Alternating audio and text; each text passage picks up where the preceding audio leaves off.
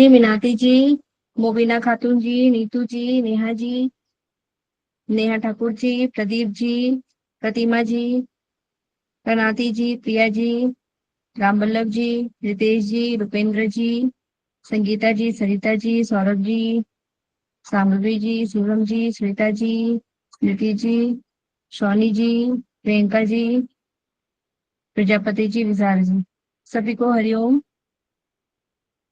योगा ज्ञान जर्नी में हरिओम। सभी का स्वागत है। हरिओम मैम, हरिओम। हरिओम। आज हम लोग देखेंगे 10 नंबर क्वेश्चन है। निम्नलिखित में से सिद्ध सिद्धांत पद्धति में किन चक्रों का उल्लेख किया गया है? बताइए आंसर क्या होगा। आपका दो सर लगाना है तालु आपको आंसर। चक्र। तालु चक्र। तालु चक्र और आकाश आप दो चक्र। आंसर देना है। दूसरा और तीसरा। तालु और 2 and आकाश। 4। तो क्या हो जाएगा इसका आंसर? तालु चक्र और आकाश चक्र। अब हम लोग देखेंगे,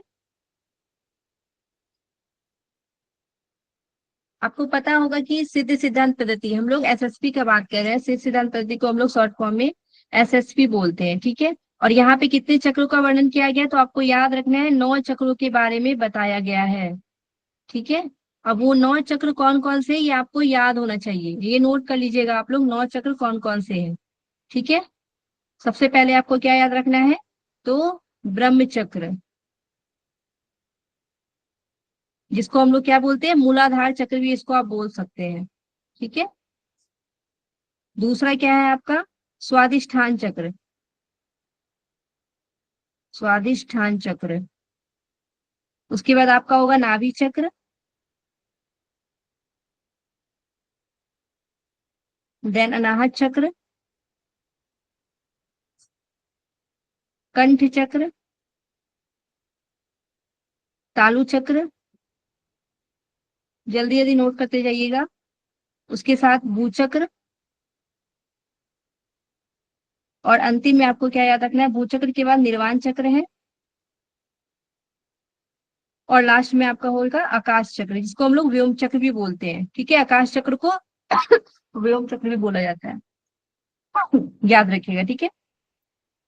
तो आपको यहाँ से देखना है, सबसे पहले आपका क्या था, ब्रह्म चक्र है, स्वादिष्ठान चक्र, नाभि चक्र, अनाहत चक्र, कंठ चक्र, तालु चक्र, भू चक्र है, निर्वाण चक्र है, और आकाश चक्र है। तो ये 9 चक्र, ये आपको किसमें वर्णन मिलता है, तो ये आपको जो है एसएसपी में, यानी कि सिद्ध सिद्धांत पद्धति में इसका वर्णन मिलता है। और अगर हम लोग एक और ग्रंथ में देखते हैं, यानी कि ग्रंथ नहीं उपनिषद, अगर हम लोग देखते हैं तो एक और उपनिषद आपको है जिसको हम लोग बोलते हैं, उसका नाम है योग राजो उपनिषद। क्या है? योग राजो उपनिषद। योग राजो उपनिषद में भी 9 चक्रों की संख्या मिलती है, ठीक है। अब सिमिलर क्या क्या है, तो यहाँ पे आपको ब्रह्म चक्र उसमें भी मिलती है, ठीक है। क्या डिफरेंस है, पहले ये ध्यान देना है, ठीक है, नाम में डिफरेंस है। स्वादिष्ठान चक्र का भी वर्णन मिलता है, ठीक है। नाभि चक्र, नाभि चक्र को यहाँ पे मणिपुर चक्र बोला गया है। उसके बाद अनाहत चक्र वही है, कंठ चक्र भी वही है, तालुका चक्र यहाँ पे बताया गया है, ये भी सेम है, ठीक है। उसके बाद भू चक्र बताया गया है, वो भी सेम है, ठीक है। इसको आज्ञा चक्र भी बोलेंगे। और निर्वाण चक्र को यहाँ पे क्या बोला गया है, तो ब्रह्मरंध्र बोला गया है, ठीक है। निर्वाण चक्र को यहाँ पे क्या बोला गया है, ब्रह्मरंध्र, ये आपको याद रखना है। ओके, 8 नंबर में यहाँ पे निर्वाण चक्र है और योगराजो उपनिषद में ब्रह्मरंध्र बोला गया है, ठीक है। और क्या डिफरेंस है, जो 9वां वाला है हमारा, वो सिद्ध सिद्धांत पद्धति में क्या बताया गया, आकाश चक्र बताया गया, और यहाँ पे व्योम चक्र बोला गया। व्योम चक्र को ही आकाश चक्र बोलते हैं, ठीक है। व्योम को ही हम लोग संस्कृत में क्या बोलते हैं, आकाश, सॉरी, आकाश को ही संस्कृत में व्योम चक्र बोलते हैं, ठीक है। ये आपको दोनों का सिमिलर जो है याद रखना है। उसके साथ ही हम लोग इसमें देखेंगे कि ब्रह्म जो है हमारा, ब्रह्म चक्र, ब्रह्म चक्र को हम लोग जो सिद्ध सिद्धांत पद्धति में है उसको यहाँ पे कामरूप पीठ कहा गया है। क्या कहा गया है, कामरूप पीठ, ठीक है। उसके बाद उड्डयन पीठ बोला गया है स्वादिष्ठान चक्र को। स्वादिष्ठान चक्र को क्या बोला गया है, उड्डयन पीठ, ओके। और कुंडलिनी शक्ति बोला गया है, मणिपुर चक्र को कुंडलिनी शक्ति बोला गया है। और यहाँ पे अनाहत जो चक्र है, अनाहत में कितने दल वाले कमल होते हैं, बताइए आप लोग, अनाहत में कितने दल वाले कमल होते हैं? नॉर्मल अगर हम लोग पढ़ते हैं तो अनाहत में 12 कितने दल वाले 12 होते हैं, 12 लेकिन यहाँ पे आपको 8 याद रखना है। कितने याद रखना है? 8 दल वाले यहाँ पे कमल बताए गए हैं सीधे सिद्धांत पद्धति में, ठीक है। और हंस कला बताए गए यहाँ पे कमल को। कंठ का तो कंठी होगा, और घंटिका वाला यानी कि तालुका वाला जो स्थान है उसको 10वां द्वार बताया गया है, ठीक है। जो तालुका वाला स्थान है उसको क्या बताया गया है? 10वां द्वार बताया गया है, ठीक है। उसके बाद हम लोग जो ब्रह्मरंध्र है, ब्रह्मरंध्र को क्या बताया गया है? तो ब्रह्मरंध्र को जालंधर पीठ बताया गया है, ब्रह्मरंध्र को जालंधर पीठ बताया गया है। और पूर्णागिरी पीठ जो है वो किसको बताया गया है? तो आकाश चक्र को यानी व्योम चक्र को क्या बताया गया है? पूर्णागिरी पीठ। दिखा नहीं रहा है, ठीक है। पूर्णागिरी पीठ जो है व्योम चक्र को बताया गया है।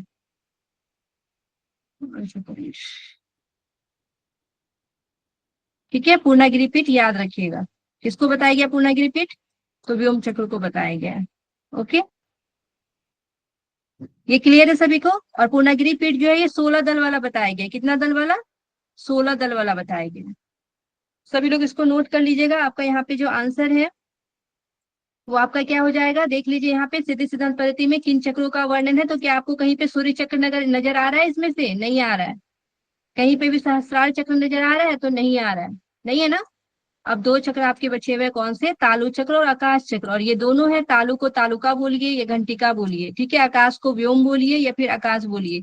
ये अगर आपके ऑप्शन में रहते तो यही दोनों आपके ऑप्शन हो गए, यानी कि क्या हो जाएगा? 2 और 3 आपका आंसर हो जाएगा। सभी लोग थम कर दीजिएगा, क्लियर है तो बताइए। सभी लोग थम कीजिए। रितेश जी, प्रिया जी, अंश जी, मनीता जी, संगीता जी, पल्लवी जी, आजू जी, आद्रा जी, मेघा जी, प्रदीप जी, मुबीना जी, सरिता जी। चलिए, बहुत अच्छा, ऐसे ही एक्टिव रहना है। नेक्स्ट क्वेश्चन में हम लोग आगे बढ़ते हैं। अब हम लोग देखेंगे मानव शरीर की सबसे बड़ी ग्रंथि कौन सी है। बहुत इजी क्वेश्चन पूछा गया था, बताइए क्या होगा? लीवर। लीवर। लीवर। लीवर। बहुत अच्छा, सबको पता है, ये बहुत ज्यादा इजी क्वेश्चन भी है ना। तो क्या हो जाएगा? यकृत यानी कि लीवर। ये क्या है? मानव शरीर की सबसे बड़ी ग्रंथि जो है बताई गई है, ठीक है। अब अग्नाशय को हम लोग क्या बोलते हैं? आप लोगों को पता है अग्नाशय को क्या बोला जाता है? पैंक्रियास। पैंक्रियास। पैनक्रियाज। पेनक्रियास तो लिखा गया इंग्लिश में ही, आपको मैं हिंदी में बोली तो आप इंग्लिश में बोल दिए, ठीक है। लेकिन अगर हम इसको याद करने के सेंस में अगर बोलते हैं कि इसको किस रूप में हम लोग याद रखते हैं, तो मिक्स ग्लैंड के रूप में इसको हम लोग याद रखते हैं, ठीक है। मिक्स्ड ग्लैंड क्यों बोला जाता है मिक्स्ड ग्लैंड? क्योंकि एंडो एंड एक्सो क्राइनो सिस्टम दोनों इसमें आते हैं, एंडो एंड एक्सो, ठीक है। ये पता है ना सभी को, मिक्स ग्लैंड इसको क्यों बोलते हैं? Exocrine gland and endocrine gland दोनों जो है, दोनों चीज का ये काम करता है कौन? अग्नाशय यानी कि पेनक्रियास। अगर हम लोग इसको देखते हैं कि किस प्रकार ये एंडोक्राइन के रूप में कार्य करता है, तो हार्मोन्स के रूप में, ठीक है। एंडोक्राइन के रूप में ये हार्मोन्स का स्राव करता है, ठीक है। और कौन कौन से? तो इसमें देखेंगे हम लोग इंसुलिन, इंसुलिन हो जाएगा, ठीक है। ग्लूकागॉन, और क्या हो जाएगा? सोमेटोस्टैटिन,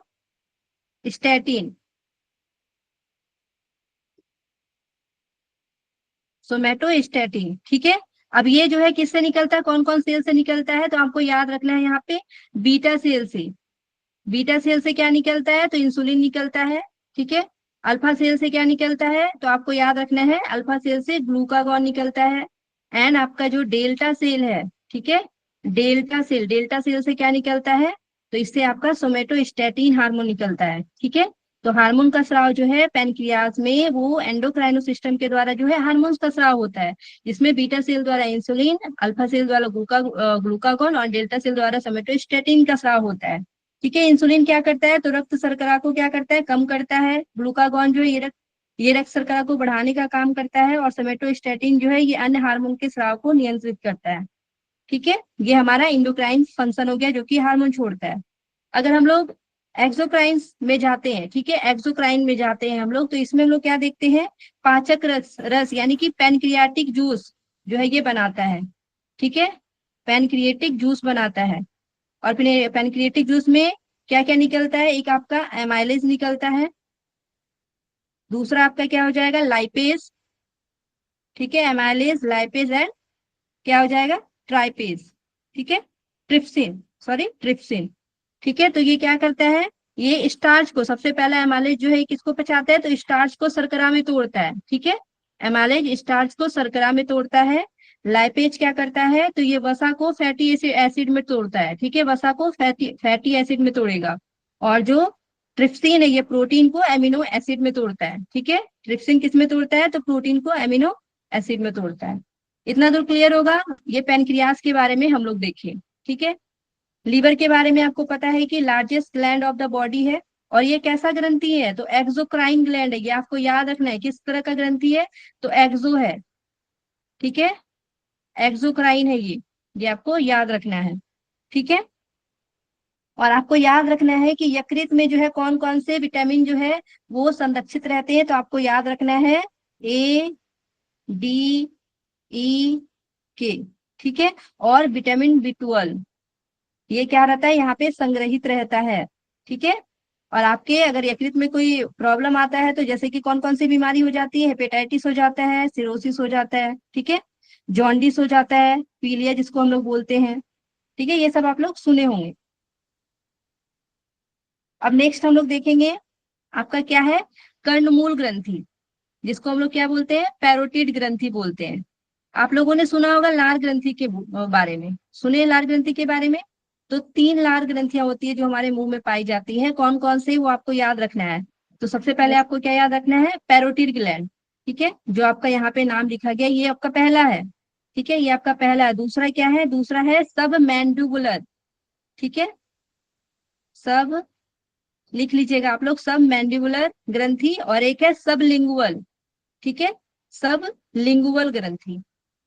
ये सब लिंगुअल है, एक सब मैंडिबुलर है, और एक सब लिंगुअल, सब मैंडिबुलर और सब लिंगुअल ग्रंथि। ये आपको याद रखना है। उसमें से अगर पूछा जाएगा इन तीनों ग्रंथि में सबसे बड़ी लार ग्रंथि कौन सी है, तो सबसे बड़ी लार ग्रंथि जो है वो कौन सी है, पैरोटिड ग्रंथि। सबसे बड़ी ये लार ग्रंथि है। ठीक है, पैरोटिड ग्रंथि। ओके, जो कि कान के सामने और गाल के ऊपर स्थित होती है। और सब मैंडुलर जो ग्रंथि है वो कहाँ पे है, तो जबड़े के नीचे स्थित होती है। ठीक है, और लार का प्रमुख स्रोत है। और सब लिंगुअल जो है ये जीभ के नीचे स्थित छोटी ग्रंथि होती है। तो आपसे एग्जाम में नेक्स्ट टाइम क्या क्वेश्चन पूछा जा सकता है, सबसे बड़ी लार ग्रंथि कौन सी है, तो पैरोटिड ग्रंथि आपको याद रखनी है। ओके, अब हम लोग देखेंगे अधिविकृत ग्रंथि के बारे में, यानी कि एड्रिनल ग्रंथि के बारे में देखेंगे। एड्रिनल ग्रंथि के बारे में सबको पता होगा। आपको पता है कि ये आपकी किडनी जो है ना, किडनी के ऊपर में त्रिकोणा आकार के रहते हैं। हमारी कितनी किडनी पाई जाती है शरीर में, बताइए। 2 दो होती 2 है, और दोनों के ऊपर जो है एड्रिनल ग्रंथि, यानी कि अधिविक्र, विक्र के ऊपर, यानी अधि का मतलब ऊपर होता है, यानी विक्र के ऊपर ये पाया जाता है। इसी वजह से इसको हम लोग क्या बोलते हैं, अधिविक्र ग्रंथि बोलते हैं। अब इसके भी 2 पार्ट होते हैं, अधिविक्र ग्रंथि के 2 पार्ट्स होते हैं। ठीक है, एडिनल ग्रंथि जो है हमारा, इसके 2 पार्ट्स बताए गए हैं। सबसे पहला पार्ट जो है कॉर्टेक्स है, एडिनल कॉर्टेक्स। ठीक है, और फिर एडिनल मेडुला है। एडिनल कॉर्टेक्स और एडिनल मेडुला, आपको ये 2 चीजें याद रखनी है। और इसमें से भी हम लोग देखेंगे जो एडिनल कॉर्टेक्स है ये कई प्रकार के स्टेरॉइड्स हार्मोन बनाता है। ये क्या करता है, कई प्रकार के स्टेरॉइड्स हार्मोन का निर्माण करता है। ठीक है, जिसमें से हम लोग देखते हैं कौन कौन से हार्मोन को निकालता है, तो एल्डोस्टेरॉन। ठीक है, एल्डोस्टेरॉन। उसके बाद दूसरा क्या हो जाएगा, कॉर्टिसोल।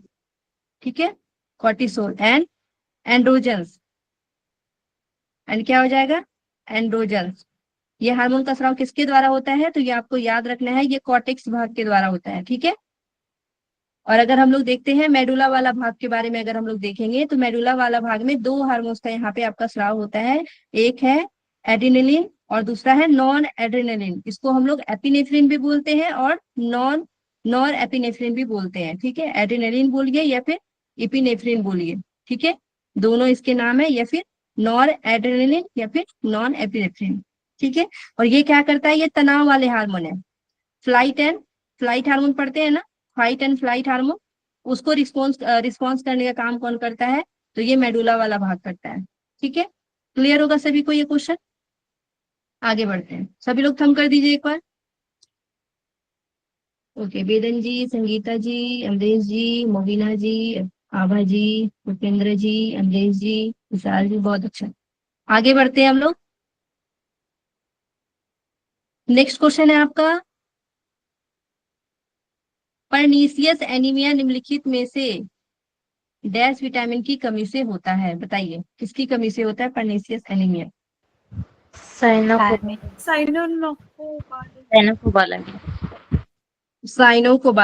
ठीक है, सभी लोग को सही लग रहा है ना? साइनोकोबालामिन ही होगा ना? बिल्कुल सही है। ठीक है, Yes. ये कौन से विटामिन का नाम है? साइनोकोबालामिन कौन से विटामिन का नाम है बताइए? B12 ओके, तो विटामिन B12 को हम लोग क्या बोलते हैं? साइनोकोबालामिन बोलते हैं। ठीक है, बहुत अच्छा। अब आप लोग बताइएगा कि नियासिन, नियासिन जो है ये कौन से विटामिन का नाम है? बताइए नियासिन। B1 B3। B3 तो नियासिन आपको क्या याद रखना है? ये विटामिन B3 का नाम है नियासिन। इससे कौन कौन सा रोग हो जाता है? तो पिलाग्रा, पिलाग्रा डिजीज हो जाता है, दस्त हो जाता है, ठीक है, डर्मेटाइटिस, डायमेंशिया, ठीक है, डर्मेटाइटिस और डायमेंशिया, ये सब डिजीज हो जाता है। ठीक है, अब जो है राइबोफ्लेविन, ये कौन सा विटामिन का नाम है? बताइए, बताइए, लिख दी हूं मैं। B2 को क्या बोलते हैं? B2 बीटू को राइबोफ्लेविन बोलते हैं। और ये मुंह में हमारा जो छाला वगैरह होता है, ठीक है, ये राइबोफ्लेविन की कमी से हो जाता है। और थायमिन, थायमिन किसका नाम है? तो विटामिन 1 का नाम है थायमिन, जिससे बेरी बेरी रोग होता है। ठीक है, विटामिन B1 की कमी से कौन सी रोग होती है? तो बेरी बेरी रोग होता है। ठीक है, और विटामिन साइनोकोबालामिन विटामिन B12 को बोलते हैं। अब आपको यहाँ पे हम लोग विटामिन के बारे में पढ़ रहे हैं, आपको सभी विटामिन के नाम याद होने चाहिए कि नहीं? ए, ठीक है, विटामिन ए को क्या बोला जाता है? रेटिनॉल। जल्दी जल्दी नोट कीजिएगा, विटामिन ए को रेटिनॉल बोलते हैं। ठीक है, B1 को क्या बोला जाता है? B1 को थायमिन बोलते हैं। अभी जस्ट हम लोग देखें B1 को थायमिन।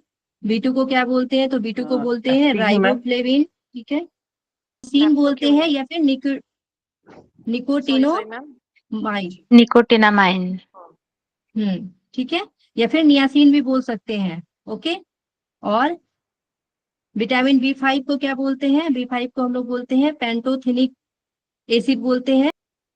विटामिन 6 को क्या बोलते हैं? तो पायरिडॉक्सिन बोलते हैं, पायरिडॉक्सिन। बीच में विटामिन B7 को क्या बोलते हैं? तो इसको बायोटीन बोलते हैं, और विटामिन H के नाम से भी ये जाना जाता है। ठीक है, बायोटीन और विटामिन H के नाम से भी इसको जानते हैं। और B12 को साइनोकोबालामिन अभी जस्ट हम लोग पढ़े। और विटामिन सी, विटामिन सी इसको हम लोग क्या बोलते हैं? तो इसको एस्कॉर्बिक अम्ल बोलते हैं। ठीक है, एस्कॉर्बिक अम्ल बोलते हैं। विटामिन डी को बोलते हैं कैल्सीफेरॉल, कैल्सीफेरॉल विटामिन डी को। और विटामिन ई को बोलते हैं टेकोफेरॉल। ठीक है, टेकोफेरॉल। और विटामिन के को क्या बोला जाता है? तो फिलोक्विनॉल, फिलोक्विनॉल। अब आप लोग, बहुत लोग बोल रहे थे ना, कुछ कुछ का नाम थोड़ा डिफरेंस भी होता है, जैसे कि B3 को हम लोग नियासिन भी बोलते हैं, निकोटिनोमाइड भी बोलते हैं। ठीक है, उसी तरह हम लोग ये तो ठीक है, फिलोक्विनॉन जो है हमारा विटामिन के, इसको हम लोग नो प्रोम्बिन भी बोलते हैं। ठीक है, एक आपको यहाँ पे B9 का नहीं मैं ऐड करवाई हूँ, B9 लिख लीजिएगा। B9 को बोलते हैं मेगालोब्लास्टिक, B9 की कमी से मेगालोब्लास्टिक एनीमिया होता है। यहाँ पे आपसे जैसे कि क्या पूछा गया? परनीसियस एनीमिया पूछा गया है। अगर B9 से पूछा जाएगा तो आपको याद रखना है मेगालोब्लास्टिक एनीमिया डिजीज जो है वो किसकी वजह से होता है? तो विटामिन B9 की कमी से होता है। ठीक है, B9 को क्या बोलते हैं? तो फॉलिकम, और उसी की कमी से क्या हो जाता है? तो उसी की कमी से जो है मेगालोब्लास्टिक एनीमिया होता है। ठीक है, आयुर्वेद के किस आचार्य के अनुसार समदोष, समअग्निश्च, समधातु मल क्रिया जो है स्वास्थ्य की विशिष्ट लक्षण बताए गए हैं? किसके अनुसार बताए गए? बताइए। आचार्य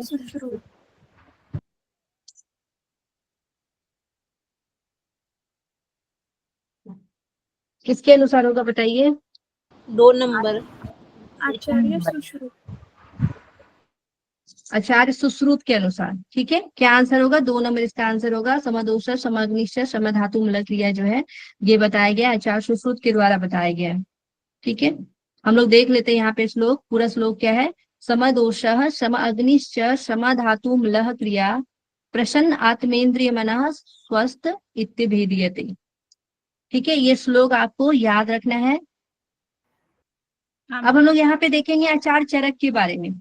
आचार चरक को क्या बोला जाता है? ठीक है, अभी हम लोग देखते हैं और ऑप्शन को। तो यहाँ पे आचार चरक, आचार चरक के अनुसार आपको याद रखना है कि आयुर्वेद के महान आचार्य इसको बोला जाता है और चरक संहिता के रचयिता माने जाते हैं। ठीक है, आयुर्वेद के जो है महान आचार्य बोला जाता है किसको? तो चरक जी को।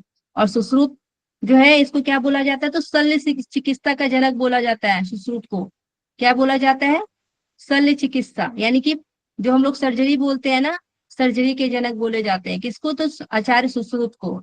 उसके साथ ही आचार्य कश्यप, आचार्य कश्यप जो आपके 3 नंबर ऑप्शन में है, इसको बाल रोग विशेषज्ञ बोला जाता है, आयुर्वेद के बाल रोग विशेषज्ञ।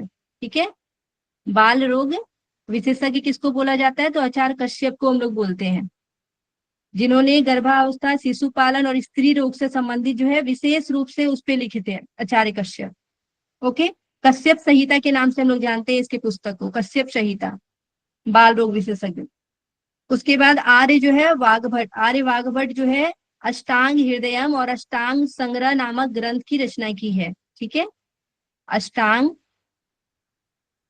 हृदयम एवं अष्टांग संग्रह, अष्टांग संग्रह नामक ग्रंथ की रचना की है कौन? तो आचार्य वाघभट्ट।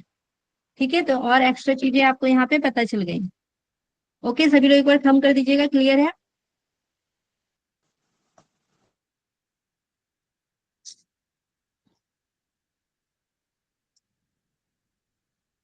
चलिए नेक्स्ट हम लोग देखते हैं। नेक्स्ट क्वेश्चन आपको बताना है, क्रेस्मर के अनुसार जो है व्यक्तित्व का कौन सा प्रकार वर्णित किया गया है? पिकनिक। सभी लोग बताइए। तो क्रेस्मर के अनुसार आप लोग को पता होगा कि व्यक्तित्व के कितने प्रकार बताए गए क्रेस्मर के अनुसार, किन्हीं को याद है तो बताइए। क्रेस्मर के अनुसार जो हम लोग 4 पढ़ते हैं। 4 प्रकार। ठीक है, 4 प्रकार पढ़ते हैं क्रेस्मर के अनुसार। कौन कौन सा है बताइए? Picnic, asthenic, picnic, asthenic, athletic और डिस्प्लास्टिक। ओके, एथलेटिक और क्या हो जाएगा? डायप्लास्टिक्स। ठीक है, सबसे पहला आपको क्या याद रखना है? तो पिकनिक याद रखना है, तो इसका आंसर आपका क्या हो जाएगा? पिकनिक। ठीक है, आंसर क्या हो जाएगा आपका? तो पिकनिक आपको याद रखना है। ये क्रेस्मर के अनुसार जो है 4 जो है बताए गए हैं व्यक्तित्व के प्रकार, पिकनिक, एस्थेनिक, एथलेटिक और डायप्लास्टिक। ठीक है, ये 4 क्रेस्मर के अनुसार है। लेकिन यहाँ पे और हम जब ऑप्शन देखते हैं ना, तो एक्टोमॉर्फ और मेसोमॉर्फ है और एंडोमॉर्फ है। तो ये तीनों जो है, ये तीनों किसके द्वारा बताया गया है? तो ये सेल्डन के द्वारा बताया गया है। ठीक है, सेल्डन के द्वारा जो है ये व्यक्तित्व के प्रकार बताए गए हैं। कौन कौन से? Endo, meso and ectomorph. ठीक है, मेसोमोर्फ, एक्टोमोर्फ और एंडोमोर्फ जो है ये सेल्डन के अनुसार याद रखना है। और क्रेस्मर के अनुसार देखिए, क्रेस्मर में आपके 4 आ रहा है, क स म र, है ना? तो यहाँ पे 4 वर्ड आ रहे हैं, इससे आपको याद रखना है कितने हैं? तो 4 याद रखना है। ठीक है, सेल्डन के अनुसार आपको 3 याद रखना है। ओके, क्लियर है सभी को ये? एक बार थंब कर दीजिएगा सभी लोग, एक्टिव है कि नहीं आप लोग? प्रदीप जी, मनीता जी, वेदन जी, आभा जी, रितेश जी, गायत्री जी, मेघा जी, तुल जी। ओके, चलिए,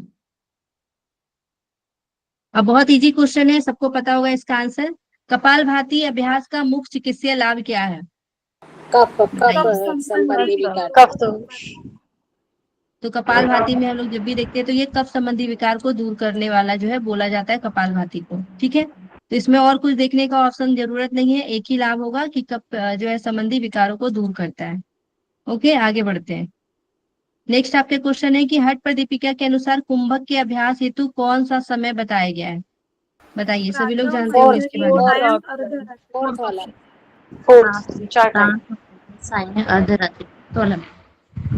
ओके, तो क्या हो जाएगा? 4 बताया गया, प्रातः, मध्याह्न, श्याम और अर्धरात्रि। ठीक है, 4 टाइम कौन कौन से बताए गए हैं? प्रातः, मध्याह्न और अर्धरात्रि, ये सभी को याद रखना है। और उसके बाद हम लोग देखते हैं जैसे कुंभक का अभ्यास करने से पहले क्या बताया गया हट प्रदीपिका में? कुंभक के अभ्यास करने से पहले क्या करना चाहिए? नाड़ी शुद्धि के बारे में बताया गया, नाड़ी शुद्धि करने के बारे में बताया गया है।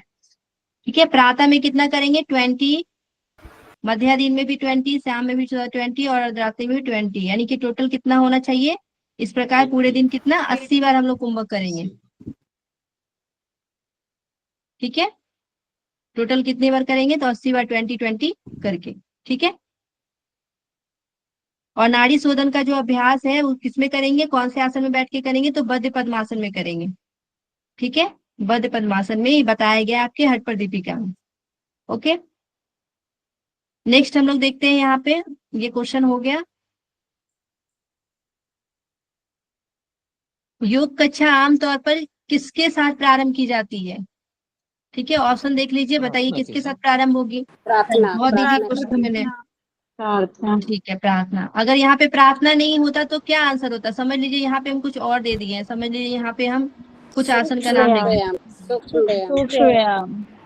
सूक्ष्म व्यायाम। क्या हो जाएगा, सूक्ष्म व्यायाम के साथ शुरुआत होती है। आप लोग बताइए कि योगासन की चर्चा कौन से हम लोग ग्रंथ में देखते हैं, योगासन की चर्चा हिरण संहिता। घेरन से हिरण संहिता में, और अभी एक उपनिषद में भी सर बता रहे थे, बताइए कौन से। त्रिशिखी ब्राह्मणोपनिषद। त्रिशिखी ब्राह्मणों में था ना। जी हाँ, जी 17 आसन में था। ठीक है, तो आपको सबको ध्यान रखना है कि त्रिशिखी ब्राह्मणोपनिषद और उसके साथ घेरण्य संहिता दोनों में बताया गया है योगासन के बारे में। ठीक है, बाकी ग्रंथों में नहीं देखने को मिलता है। सूर्य नमस्कार के बारे में हम लोग देखते हैं तो आप लोग को पता होगा कि 12 जो है 12 बार करते हैं, लेकिन इसमें आसन जो है 7 होता है, 5 आसन आपकी रिपीट होते हैं। ठीक है, अगर हम लोग आसन में देखते हैं तो सबसे पहले कौन सा आसन होता है, प्रणाम आसन होता है, उसके बाद हस्तोत्तान आसन होता है, उसके बाद पाद हस्तासन, एंड नेक्स्ट अश्व संचालन आसन। अश्व संचालन के बाद पर्वत आसन, अष्टांग नमस्कार, भुजंग आसन, उसके बाद क्या हो जाएगा पर्वत आसन, फिर अश्व संचालन, और फिर पाद हस्तासन, हस्तोत्तान आसन और प्रणाम आसन। ठीक है, रिपीट किया यहाँ से। तो आपको यहाँ पे ध्यान ये रखना है कि आपको जब प्रणाम आसन में रहते हैं तो कौन सा चक्र पे आपका रहता है, ध्यान बताइए, अनाहत चक्र पे। अनाहत चक्र, ठीक है, ये याद रखिएगा। उसके बाद दूसरा जब है आप हस्तोत्तान आसन करते तो कहाँ पे रहता है, विशुद्धि विशुद्धि चक्र। चक्र, विशुद्धि, ठीक है, उसके बाद जब आप रहेंगे पादस्थान आसन में तो आपका कहाँ पे, स्वाधिष्ठान चक्र पे। स्वादिष्ठान, ठीक है, ये सब एग्जाम में इसी बार क्वेश्चन आया था, लगाने के लिए, मिलान करने के लिए दिया गया था। ठीक है, इसको जो है हल्के में ना लेना है। अश्व संचालन आसन में ध्यान आपका कहाँ रहता है, आज्ञा चक्र, आज्ञा चक्र, आज्ञा चक्र पे। और पर्वत आसन में विशुद्धि चक्र, विशुद्ध चक्र, विशुद्धि चक्र पे रहता है। और अष्टांग नमस्कार में मणिपुर चक्र, मणिपुर चक्र। ठीक है, और फिर से हम देखेंगे कहाँ जाएंगे हम लोग, फिर से भुजंग आसन में। भुजंग आसन में कहाँ पे रहेगा, स्वादिष्ठान चक्र, स्वादिष्ठान। ठीक है, स्वादिष्ठान। उसके बाद तो आपका रिपीट करेगा पर्वत आसन, अश्व संचालन आसन, हस्तोत्तान आसन। ठीक है, और प्रणाम आसन। तो आप लोग इसको ध्यान रखिएगा। और इसके मंत्र अभी तक तो पूछे नहीं गए हैं, लेकिन एग्जाम में पूछा जा सकता है, ओम राम रीम रोम रैम रोम रा। ठीक है, ये आप लोग को ध्यान रखना है। उसके बाद मंत्र जो है आपके, ये मंत्र ओम मित्राय नमः, उसके बाद रविये नमः है, फिर सूर्याय नमः है, भानवे नमः, खगाय नमः, फिर पूषणे नमः हो जाएगा, हिरण्य गर्भाय नमः, मरीचे नमः, आदित्याय नमः, सावित्री नमः, अर्काय नमः और भास्कराय नमः। ठीक है, तो ये ध्यान रखना है। क्लियर है सभी को। और आपको ये बताना है कि सूक्ष्म व्यायाम जो है ये पुस्तक किनके द्वारा लिखा गया, ये बताइए। सूक्ष्म व्यायाम के बारे में हम लोग पढ़ते हैं, तो आपको याद रखना है धीरेन्द्र ब्रह्मचारी के द्वारा ये पुस्तक लिखी गई है, जिसे बहुत सारे सूक्ष्म व्यायाम बताए गए हैं। ठीक है, और इससे जो है एग्जाम में क्वेश्चन भी बने हैं, धीरेन्द्र ब्रह्मचारी की बुक के अनुसार एग्जाम में क्वेश्चन भी बने हैं। ठीक है, हम लोग जब आगे बढ़ेंगे तो देखेंगे कौन सा क्वेश्चन पूछा गया है, और 2-3 बार इससे क्वेश्चन पूछे गए हैं। अब आगे बढ़ते हैं हम लोग। क्लियर यहाँ तक, थम कर दीजिए एक बार सभी लोग। ओके, रुपेंद्र जी, रितेश जी, नेहा जी, पारिका जी, अंश जी, ओके ठीक है। अब नेक्स्ट हम लोग देखेंगे वेदांत के विख्यात आचार्य त्रय हैं, कौन है बताइए, वेदांत के विख्यात आचार्य त्रय। माधवाचार्य और शंकराचार्य। नारद जी नहीं है। नारद जी नहीं है। नारद जी नहीं है। रामा नारद जी नहीं है। बाकी कौन है? शंकराचार्य है, रामानुजाचार्य है और माधवाचार्य है, तीनों है। ठीक है। शंकराचार्य जो है किसके प्रवर्तक है बता दीजिए। शंकराचार्य अद्वैत अद्वैत वेदांत। अद्वैत वेदांत के। ठीक है, अद्वैत वेदांत। उसके बाद आपको याद रखना है, उसके बाद क्या है? रामानुजाचार्य, ये विशिष्ट द्वैतावाद के प्रवर्तक थे। विशिष्ट द्वैतावाद। ठीक है, राम जी क्या थे? विशिष्ट थे, तो विशिष्ट द्वैतावाद आपको इससे याद रखना है। ठीक है। माधवाचार्य, माधवाचार्य को किसके नाम से जानते हैं हम लोग? तो द्वैतवाद। ठीक है, द्वैतवाद। और भी आप अगर देखेंगे शुद्ध द्वैतावाद। ठीक है, शुद्ध द्वैतावाद किनका है बताइए? वल्लभाचार्य का। ठीक है, माइक किसी का ऑन है? सरिता जी। माइक बंद कर लीजिएगा प्लीज। ठीक है, वल्लभाचार्य, वल्लभाचार्य का क्या दिया गया था उनके द्वारा? शुद्ध द्वैतावाद। ठीक है, वल्लभाचार्य का। निम्बकाचार्य का क्या है बताइए? भेदाभेद या फिर द्वैताद्वैत। ठीक है, निम्बकाचार्य का। द्वैताद्वैत। ठीक है, द्वैताद्वैत भी बोलते हैं, भेदाभेद भी बोलते हैं। ठीक है, द्वैताद्वैत। क्लियर यहाँ तक सभी को? शंकराचार्य, रामानुजाचार्य, माधवाचार्य के नाम से जाना जाता है। ठीक है, इसको आप लोग शॉर्ट में याद रख सकते हैं, सौ र मो, सरम से। ठीक है, तो एस, सौ से क्या हो जाएगा आपके? शंकर हो जाएंगे, और र से रामानुजाचार्य और म से माधवाचार्य। ठीक है, तो सरम से आप इसको तीनों आचार्य को भी याद रख सकते हैं। ठीक है, मैम चलिए आगे वल्लभाचार्य का क्या था? एक बार ये बता दीजिए ना, वल्लभाचार्य का क्या था? वल्लभाचार्य, वल्लभाचार्य जो है आपके शुद्ध द्वैतावाद, ओके, थैंक यू। शुद्ध द्वैतावाद वल्लभाचार्य के। ठीक है, thank you, thank you. Shankaracharya के एक बार मैं रिपीट कर देती हूँ। शंकराचार्य के अद्वैतवाद है, रामानुजाचार्य के विशिष्ट द्वैतावाद, द्वैतवाद, निम्बकाचार्य का द्वैताद्वैतवाद, और माधवाचार्य का द्वैतवाद, वल्लभाचार्य का शुद्ध द्वैतावाद। ठीक है, इसका आंसर आपके तीनों हो जाएंगे। ठीक है, 1, 2 और 4। 1, 2 और 4 किसमें आंसर है? Fourth number answer. ठीक है, आंसर आपके फोर्थ हो जाएंगे। सभी लोग एक बार थम कीजिए, क्लियर है ना? ऑप्शन में से सेकंड ऑप्शन नहीं होगा, वो प्रिंटिंग मिस्टेक हो गया। है ना? ओके, तो 1, 2, ओ हाँ, यहाँ पे 3 हो जाएगा। ठीक है, तो यहाँ पे हम लोग 3 कर देंगे, 1, 3 और 4। ठीक है, और नारद, नारद जो है हम लोग नारद भक्ति सूत्र के बारे में पढ़ते हैं, उसमें कितने श्लोक है बताइए? नारद भक्ति सूत्र से भी एग्जाम में क्वेश्चन आए हैं। यहाँ पे श्लोक की संख्या जो है 84 बताई गई है ना, नारद हाँ भक्ति मैम। सूत्र में। ठीक है, तो हम लोग इसको भी पढ़ेंगे जब एग्जाम में अभी क्वेश्चन आएगा हमारे सामने, तो इसको और भी हम लोग डीपली पढ़ेंगे। नेक्स्ट हम लोग देखेंगे योग वशिष्ठ के अनुसार मोक्ष की प्राप्ति के स्तंभ है। बताइए, मोक्ष की प्राप्ति के स्तंभ। संतोष और विचार। संतोष और विचार।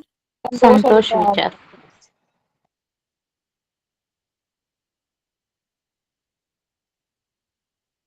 मोक्ष के जो है कितने दिए 4 हैं मैम? स्तंभ बताए गए हैं, किसके अनुसार? वशिष्ठ, योग वशिष्ठ के अनुसार क्या बताए गए हैं? आपको पहले ये ध्यान रखना है, ठीक है, कि मोक्ष के जो है 4 जो है स्तंभ बताए गए हैं। कौन कौन सा है?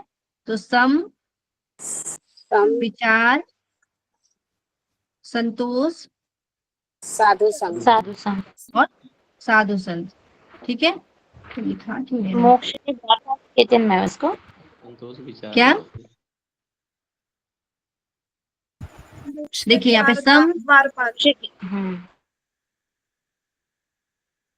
विचार हो जाएंगे ना, और संतोष हो जाएंगे, यानी कि 1 और 2 आंसर होगा आपके, है ना?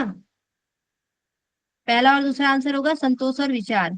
ठीक है, तो मोक्ष के 4 द्वारपाल आपको याद रखना है, सम, विचार, संतोष और साधु संग। ओके, आपको पता होगा कि योग वशिष्ठ को हम लोग किस नाम से जानते हैं? तो योग वशिष्ठ को हम लोग बोलते हैं महारामायण। बहुत सारा इसका नाम है, ठीक है, लेकिन बेसिकली आपको महारामायण के नाम से याद रखना है योग वशिष्ठ को। इसमें श्लोक की संख्या आपको याद रखना है, 32,000 श्लोक है। ठीक है, और अद्वैत वेदांत से संबंधित है ये भी आपको याद रखना है, अद्वैत वेदांत। ओके, यहाँ पे आपको 6 प्रकरण मिलते हैं। 6 प्रकरण की चर्चा यहाँ पे मिलती है। ठीक है, कौन कौन सा, तो आपको ये याद रखना, एग्जाम में इससे क्वेश्चन आते हैं। 6 प्रकरण आप लोग नोट कर लीजिए। वैराग्य प्रकरण, ठीक है, मुमुक्षु, मुमुक्षु प्रकरण, वैराग, मुमुक्ष, उत्पत्ति, यहाँ पे ड्रॉ ही नहीं हो रहा है, वैराग, मुमुक्षु,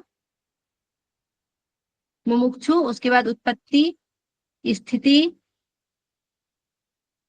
उपशम और निर्वाण प्रकरण। ठीक है, ये 6 प्रकरण जो है बताए गए, निर्वाण प्रकरण लास्ट में। ठीक है, ये 6 प्रकरण जो है किसके हैं, तो योग वशिष्ठ में 6 प्रकरण बताए गए हैं और इससे एग्जाम में क्वेश्चन सीक्वेंस में लगाने के लिए आता है।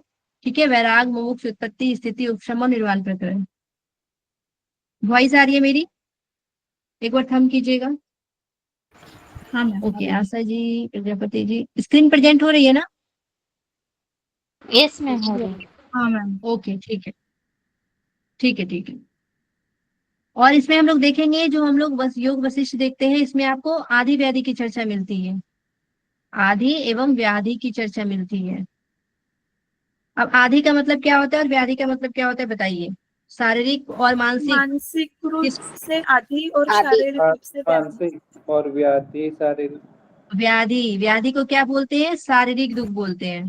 ठीक है, ये शारीरिक है, और आदि को क्या बोलते हैं, मानसिक। ये याद मानसिक। रखिएगा बच्चे, बहुत कंफ्यूजन होता है बच्चों को। ठीक है, व्याधि आपको शारीरिक याद रखना है और आदि जो है आपको याद रखना है मानसिक। ठीक है, और इनकी निवृत्ति के बारे में जो है बहुत अच्छे से बताया गया योग वशिष्ठ में। उसके बाद हम लोग इसमें जो है हम लोग देखते हैं ज्ञान की भूमिका के बारे में। ज्ञान की सप्त भूमिका की चर्चा जो है यहाँ पे मिलती है हमको योग वशिष्ठ में, और इससे भी एग्जाम में बहुत बार, एक बार दो बार नहीं, बहुत बार रिपीट किए गए। इस बार भी क्वेश्चन पूछे गए थे।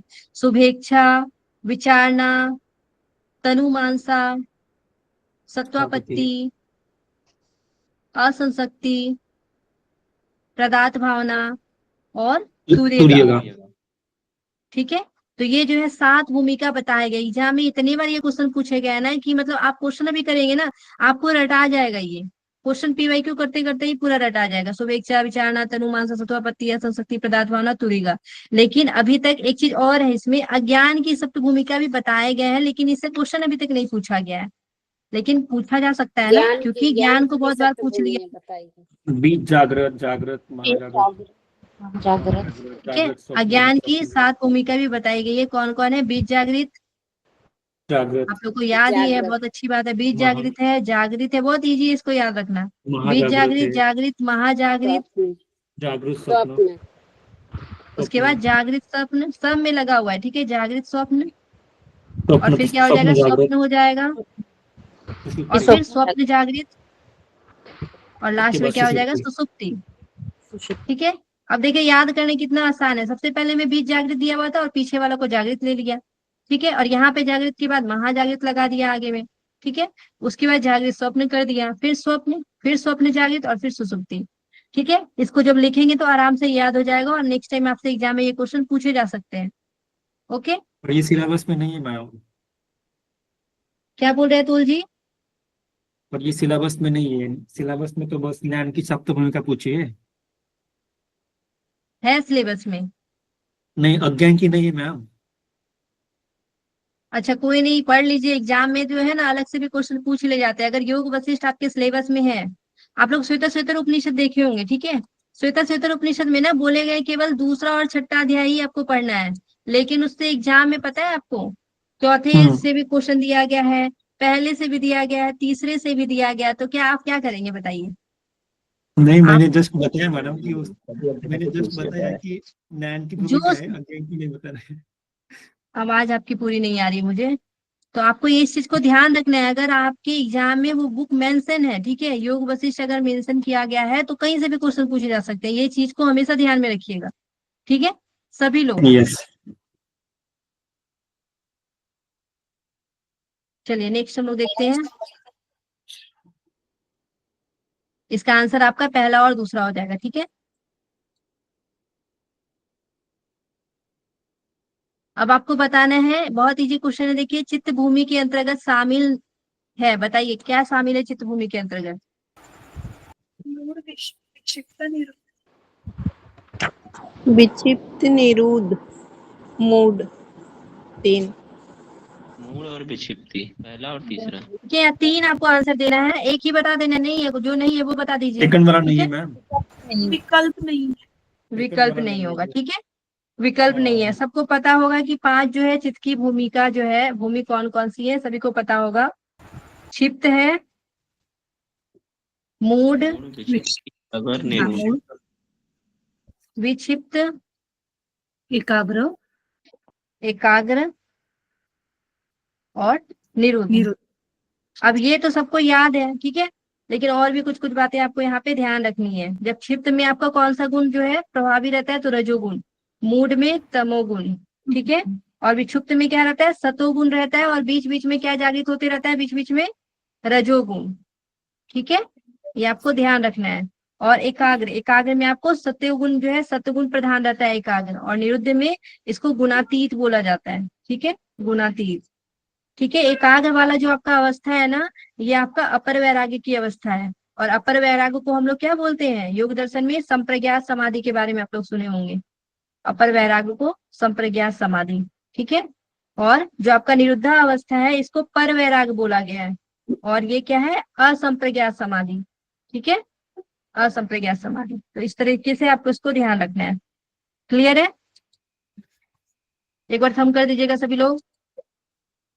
ओके, पल्लवी जी, प्रदीप जी, आभा जी, वेदन जी, संगीता जी, सौरभ जी, अंश जी, प्रियंका जी, मेघा जी। ओके, बहुत अच्छा।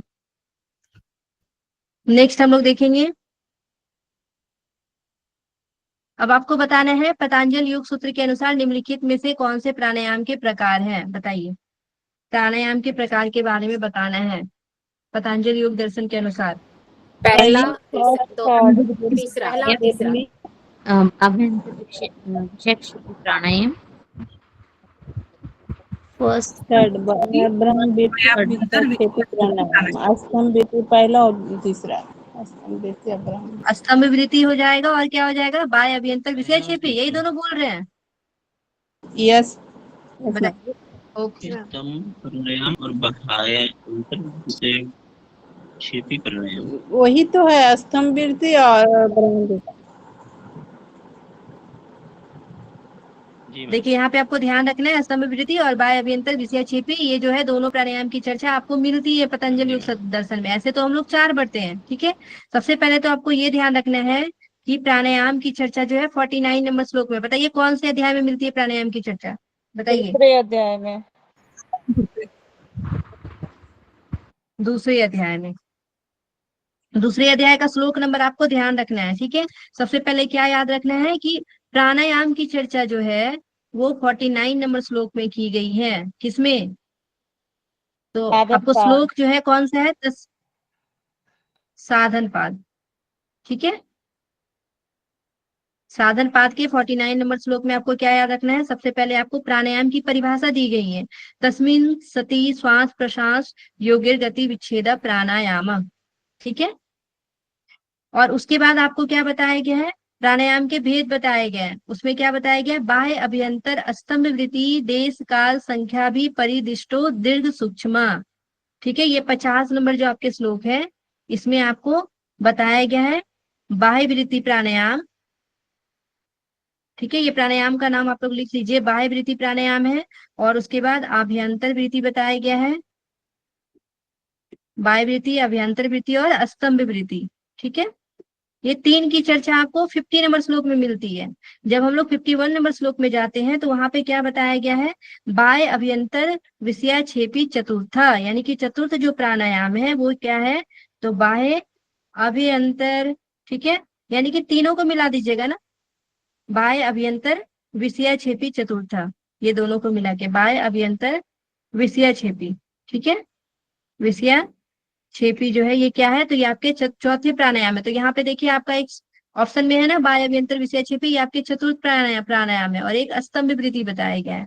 ठीक है, तो श्लोक नंबर आपको याद रखना है कि प्राणायाम की चर्चा 51 में जो 50 और 51 में जो है प्राणायाम के प्रकार के बारे में बताया गया, जिसमें बाह्य वृत्ति है, अभ्यंतर वृत्ति है, अस्तंभ वृत्ति है, और बाह्य अभ्यंतर विषय क्षेपी है। ठीक है, और प्राणायाम के फल के बारे में एग्जाम में क्वेश्चन पूछा जाएगा तो क्या हो जाएगा प्राणायाम का फल, ततः क्षीयते प्रकाश वर्णम ठीक है, यानी कि प्राणायाम का फल बताया गया है कि प्रकाश का आवरण छीन हो जाता है और मन धारणा के योग हो जाता है। दो बताया गया प्राणायाम का लाभ, एक 52 नंबर श्लोक में और एक 53 नंबर श्लोक में।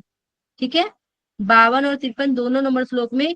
52 नंबर में आपको क्या बताया गया, ततः क्षेत्रे प्रकाश वर्णम, यानी कि प्रकाश का आवरण छीन हो जाता है। और 53 नंबर श्लोक में बताया गया है मन धारणा के योग हो जाता है, यानी कि धारणा सूच योगता मनसा, यानी कि मन धारणा के योग हो जाता है। तो आपको 49 से लेके 53 नंबर श्लोक तक पूरे प्राणायाम को ध्यान में रखना है साधन पाद में। ठीक है, क्लियर है यहाँ तक, बताइए।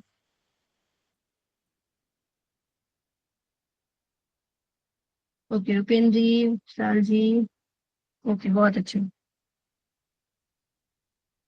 नेक्स्ट क्वेश्चन हम लोग देखेंगे। तो यहाँ पे आपको ऑप्शन देखना था, अस्तम विभृति, यानी 1 और 3 आंसर आपका हो जाएगा। ठीक है, 1 और 3 ध्यान रखिएगा। टाइम हो गया है। जी मैम टाइम तो हो गया। तो नेक्स्ट क्लास में क्वेश्चन करें। ले लो मैडम 5 मिनट।